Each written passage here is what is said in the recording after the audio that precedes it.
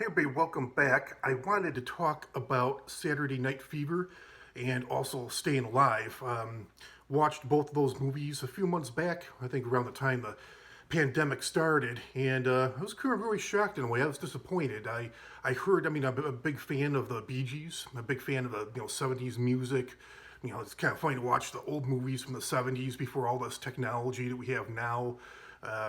Just the furniture people had, the carpet, drapes, curtains, things like that, especially the clothes and, the dancing disco music. I'm a big, even though I wasn't born until 79, and, still enjoy that kind of music because my parents, people in my family were fans of that kind of music. I remember I grew up listening to the Bee Gees. That was one of the groups I listened to. So, John Travolta was a really big star back then. So I had high hopes. I had never seen this movie until I heard about it ever since I was a kid. And wife and I finally got around to watching it, and we were pretty disappointed. It wasn't really that good. Not It was pretty boring. I was struggling to stay awake. I will say that John Travolta is a very excellent dancer. I mean, you could probably be, and back the style back then, he was definitely a stylish man, definitely a ladies' man. A good-looking guy, but somebody that could dance.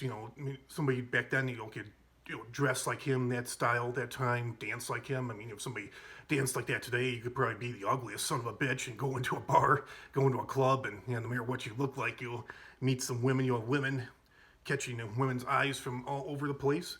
So yeah, I didn't get what other than the Bee Gees music and the dancing, I really didn't get what the big thing was about it.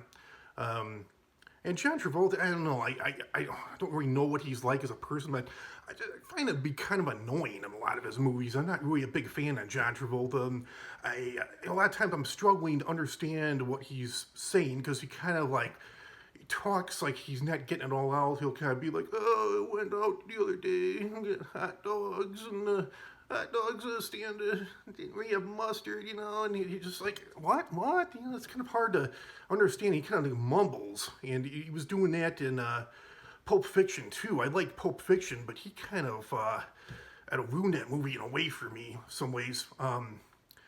He's like a big him and Samuel L. Jackson. It just didn't make sense in a way. That part of the movie, I guess maybe that was supposed to be one of the twists to the plot, but in Pulp Fiction, John Travolta and Samuel L. Jackson are supposed to be these big time mobsters, and Samuel L. Jackson is. John Travolta is his partner. But John Travolta, throughout that whole movie, was just such a sissy just because of somebody yelling at him. He was like talking about, I think Samuel L. Jackson was yelling at him at one point, and Quentin Tarantino was yelling at him, and then he's saying it all just because he wasn't getting hands put on him, but because of somebody yelling at him, he just couldn't take criticism.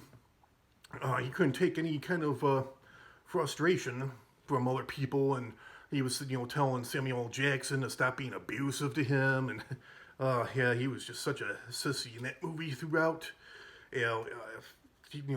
This one guy shows up and is trying to save their asses and basically telling them what to do to get out of the situation that they're in. And he tells them what to do, says get to work. And then John Travolta's like, oh, a police would be nice. He's like, oh, come again. He's like, oh, a police would be nice. He's like, yeah, it's Street Buster. I'm not here to say please. I'm here to tell you what to do. He's like, if you don't want my help, lots of luck, gentlemen.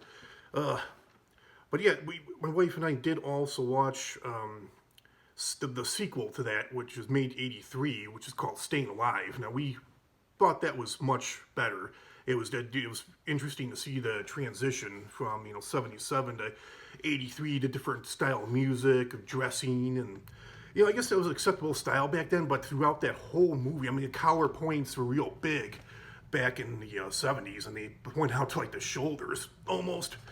But and some guys still do that today. I don't know why that drives me nuts. I've always been taught that if you have an article of clothing on, you're layering.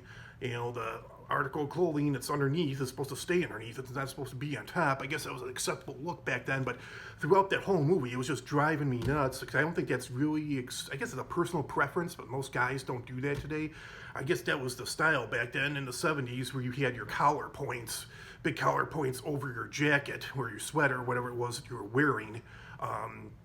So that drove me nuts to see that. Yeah, nowadays, like most guys underneath like sweaters, V-neck. And when it does happen, it drives me nuts. Like I see some guys still wearing like V-neck sweaters to get their collar points over their sweater, or their, their V-neck sweater, or even their crew neck. It's like just keep it underneath, and especially with I don't know why anybody would even wear a dress shirt with a crew neck collar, because that's all you're gonna see is the collars. It's like, why not just wear a t-shirt or an undershirt? That's just kind of strange. But yeah, that's fashion when people are off point like that. It's like another. I didn't mention that, like pet peeves, but it's like another pet peeve of mine. Especially if you're going to wear a tie, it's supposed to be all the way up. It seemed like that's an acceptable look, even for movie stars now. You see a lot in today in movies. You see them with their collar unbuttoned and their ties loose. It's like, why even bother wearing a tie? It just defeats the whole purpose. It's supposed to have your collar buttoned all the way up and have the tie pulled all the way up. It just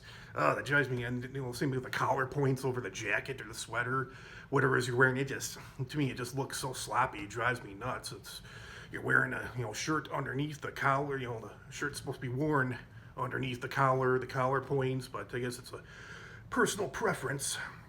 But yeah, Staying Alive was pretty good. That was definitely better, and still, from what I remember, yeah, you still had a lot of the Bee Gees music, which is good. Again, cool dancing, and John Travolta did a great job of dancing, and yeah, he did a good job in that one point in one scene in Pulp Fiction where he was dancing with Uma Thurman at that restaurant, going back to the day.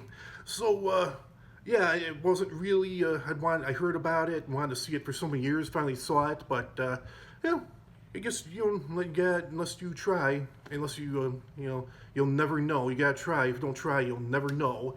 So yeah, it was good to give it. It's just like with movies, TV shows, recipes. You gotta try certain things out. Not everyone's gonna be hit. So yeah, Saturday Night Fever was definitely not a hit. Definitely not a big fan of John Travolta.